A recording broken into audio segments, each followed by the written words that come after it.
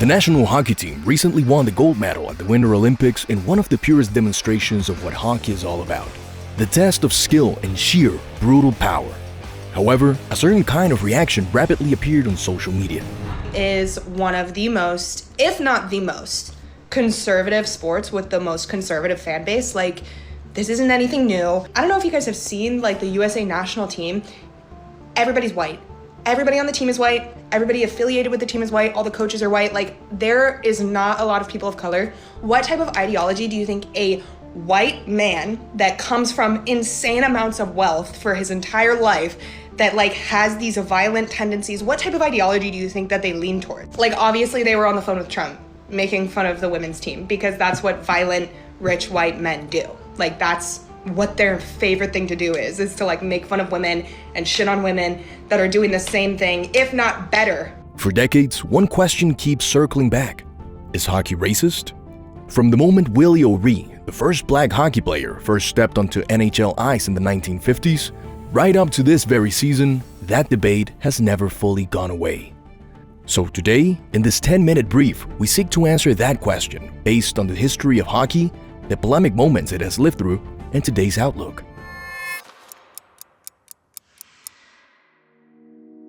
The NHL just achieved a new milestone.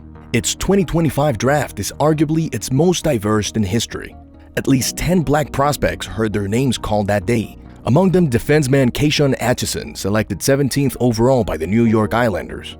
Entering the 2025-26 season, there are roughly 23 to 26 black players in the league, according to available league data. At the same time, a November 2025 maltreatment report from Hockey Canada documented 1,500 penalties for discriminatory taunts, a 16% increase from the previous year. League leaders, according to that same report, openly acknowledged that racism and discrimination continue to affect the game, particularly at the youth level. What we have here is, by any fair reading, a mixed picture. Genuine problems sitting alongside genuine gains. And understanding both honestly is where this conversation has to start.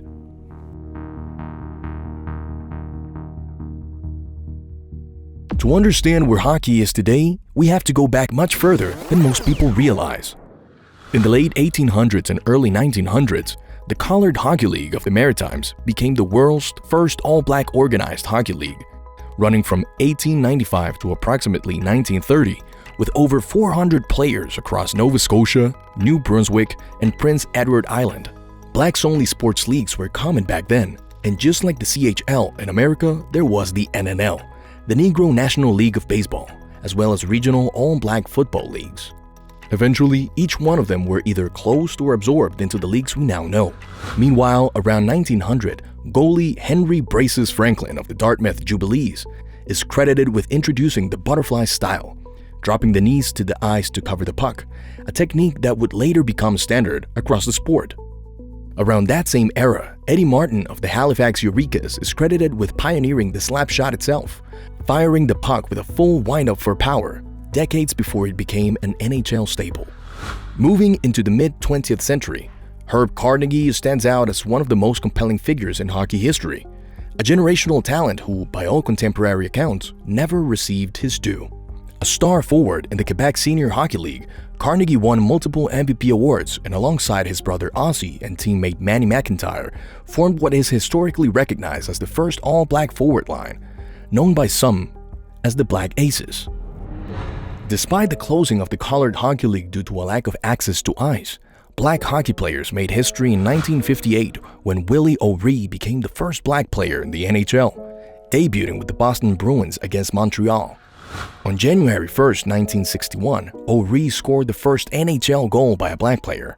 It's safe to say that O'Ree's draft became eventually the bridge over the racial barrier that went extinct in hockey. In 1981, Grant Fuhr became the first black NHL goaltender, joining the Edmonton Oilers. He would go on to backstop the Oilers dynasty to 5 Stanley Cup championships between 1984 and 1990, with the Vezina Trophy in 1988, and in 2003 became the first black player inducted into the Hockey Hall of Fame. Jarome Iginla took the game to another level in the 2000s, becoming the first black player to score 50 goals in a season, a feat he accomplished twice, in 2001 and 2002, and again in 2007 and 2008. He led the league in points, won Olympic gold for Canada, and remains the Calgary Flames' all-time leader in both goals and points. In 2013, PK Subban became the first black player to win the Norris Trophy as the NHL's top defenseman, while tying for the scoring lead among blue liners during the lockout-shortened season. In 2020, Quinton Byfield became the highest drafted black player in NHL history, selected second overall by the Los Angeles Kings. And then, in June 2025, that record-setting draft. More than 20 players of colors, at least 10 black athletes. These numbers would account for 3.7% out of all the players on the NHL. To better understand this number, let's cross-examine it with other sports. For instance, in baseball, 58 to 61% of the players are white, while near 31% are Hispanics, a lot of them with African ancestry. 6% are black, and around 3% are Asian. In football, around 27% of the players are white, while 53 to 58% are black, and around 1% are Hispanic. In basketball, Asian players make up around 0.5%, Hispanics around 2%, while white players make up 17 to 19%, and black players make up to 78%. Finally, in soccer, as of 2023, Hispanics represent 32% of the league, following a slight majority of 38.1% of white players. Blacks make up 25%, while Asian players account to 1.3%.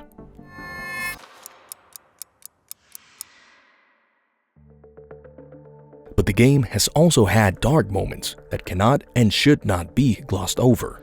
Before 1958, unwritten barriers blocked stars like Herb Carnegie from the NHL, despite documented offers and public praise for his abilities.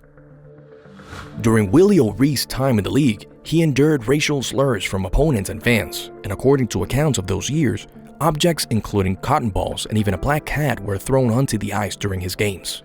In 2011, Wayne Simmons had a banana hurled at him during an NHL exhibition game.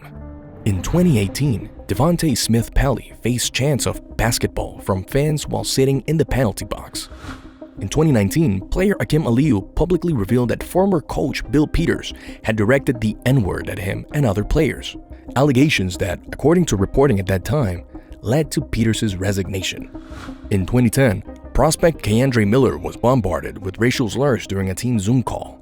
And from 2021 through 2025, according to Hockey Canada's annual reports, hundreds of race-related discrimination allegations have been filed each year, with Rule 11.4 penalties climbing steadily to that 2024-2025 figure of 1,494, up 16%, often involving youth-level incidents.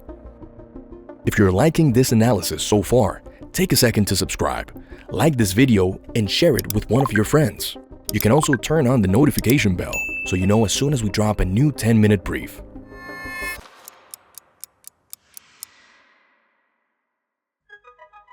One might argue that racism in hockey is, in fact, real. Slurs at youth rinks, hostile environments, and structural barriers, including the well-documented high cost of equipment and limited access to ice time in more diverse communities, make it genuinely harder for some players to get into the sport.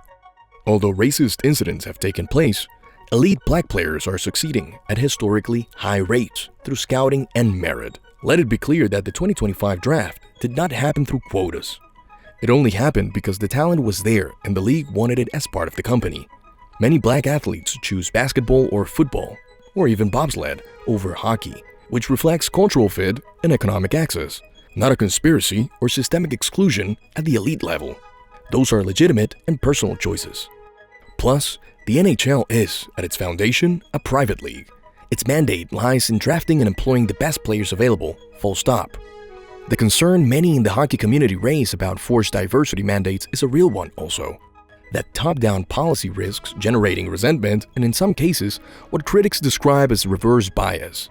That concern deserves to be heard. The alternative, voluntary steps that lower practical barriers, strong and consistent enforcement of anti-discrimination rules, and the power of visible role models at every level is already showing results. And according to most analysts who study this space, that approach builds a stronger sport without politicizing it.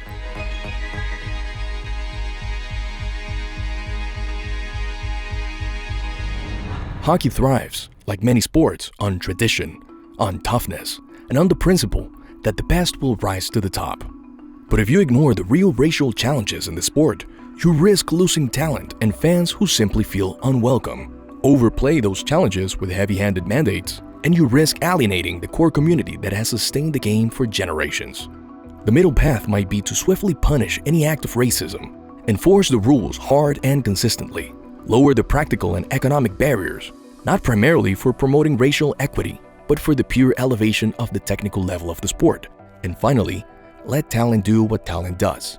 That is how you build a stronger sport, without losing what makes it great in the first place. Hockey is clearly undergoing relevant changes into what it looks like a more ethnically diverse sport without lowering the quality and spirit of the players. Yes, episodes of racism still happen, but they don't necessarily make hockey an inherently racist sport. What we're seeing is that while incidents happen, authorities are punishing those who engage in racist behaviors while welcoming non-white players. It's also worth noting that racist incidents don't happen solely in hockey. Rather, racism is a sad part of sports in general. Only white and only black leagues have existed, from hockey to baseball to even boxing. Eventually, the historic tendency is bringing the best together into a challenge of athleticism and unrestrained, talent-based entertainment, all while not necessarily focusing on inclusion metrics. Still, your opinion is fundamental to us. So let us know what you think. Leave your thoughts in the comments. And don't forget to subscribe for more content like this. Every week, we're dropping our 10-minute briefs, talking about the issues that matter most, showing you the bigger picture of it all. Race has been one of the main issues of conflict and discussions of this decade. With the arrival of big social and political movements like Black Lives Matter, if you want to know the true story of these tensions, we brought you a special episode on BLM of our special series, Great Minorities. Click the link in the description or scan the QR code to unlock access with a special discount. We have a special offer you won't want to miss. See you in the next 10-minute brief.